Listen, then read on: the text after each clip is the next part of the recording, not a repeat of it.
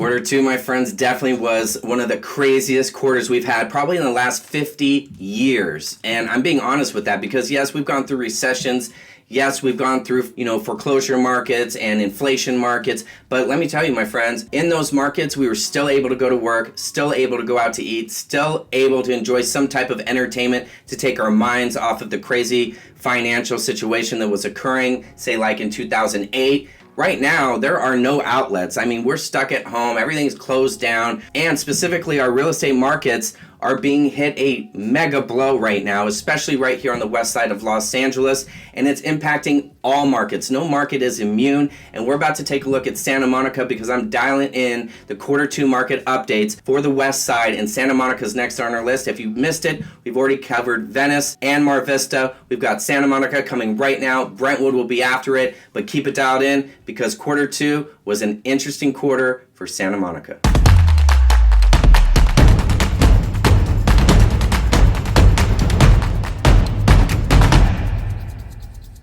What's up, guys? It's Eric Haas with eXp in sunny Southern California out of the west side of Los Angeles. Welcome to my YouTube channel. Super stoked to have you with me here today. If you are joining me for the first time, I'm so excited to have you here with me because I'm ready to drop some value bombs on you because I'm here to keep you dialed in on not only how this pandemic is impacting our local lives here on the west side of Los Angeles, but how it's impacting our real estate markets and tips, tricks, and strategies that you can be implementing as a buyer, seller, or investor to stay successful in this market or any market for that matter. Now keep it dialed in. We're going to see what's going on with quarter two in Santa Monica right now. Santa Monica, quarter two, 2019. Completely different picture than quarter two, 2020 that we're facing right now. And we're going to look at it right now with the numbers. We're going to see exactly what's going on with Santa Monica, how this pandemic is impacting the real estate market there. And my friends, if in fact, a lot of those people out there saying that the market has rebounded, we're going to see right now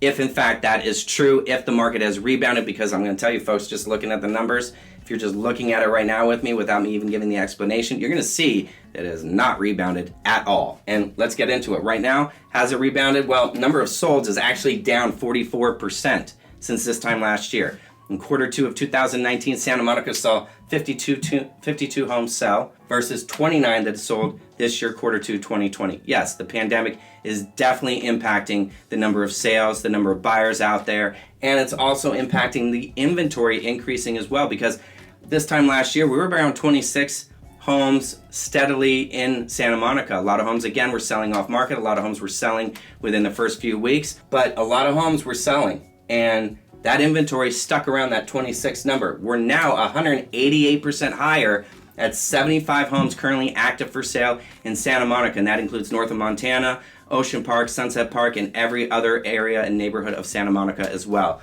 Now, we look on the average days on market. It's not applicable still because it's not there to be hurting the seller during this pandemic. But in a hot market for Santa Monica, we were looking at a days on market for 48 days. And those were the homes that actually came to market. And don't get me wrong, there are homes that actually were priced a little bit too high still, even in a seller's market that we were experiencing last year. So that's why we have a little bit higher of a days on market. But still, if we were to think about the days on market right now, I mean, if the number of actives has increased by 188%, gosh, I mean, I can only imagine seeing this double or even get to close tripling possibly. So it's definitely a market that's being impacted. So don't let anyone tell you any different that it's coming back or bouncing back.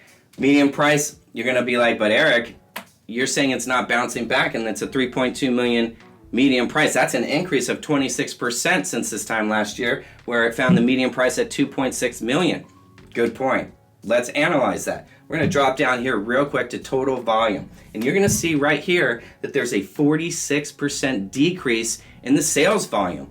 Simply put, there was $95 million worth of homes that sold in quarter two of 2020 versus $178 million that sold in quarter two of 2019. That's a huge discrepancy, and that has a major impacting factor on that 3.2 million median price that's being shown right now. Why? Well, you got to understand this too. Santa Monica has a very wide range of price points. Entering the market, you could get in at about 1.6 million, and for that dream home, you could spend excess of 10 million plus, especially if it's a brand new home. Looking back at this is why this is not an indicating factor of what is actually happening in the Santa Monica market, because if it was, we wouldn't see a 188% increase in the number of homes for sale and jumping from 26 homes to 75 homes.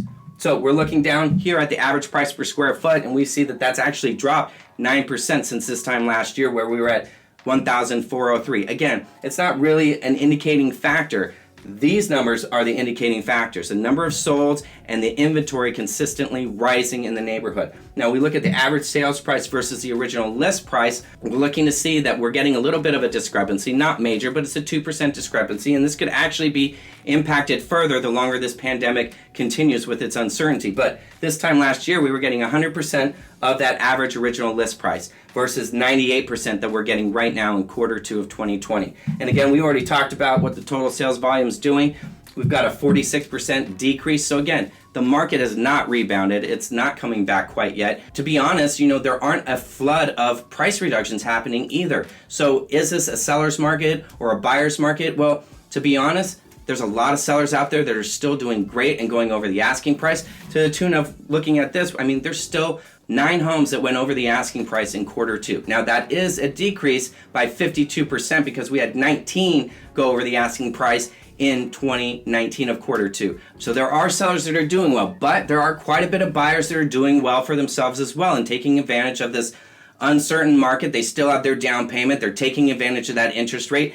And let me tell you, there's 16 homes out of the 29 that have sold under the asking price versus 30 homes out of the 52 that sold this time last year of Q2 for 2019. So really, it's still an unknown of who's really being the most advantageous spot in this type of market, but it seems like the buyers are just having a little bit of an edge over the sellers right now.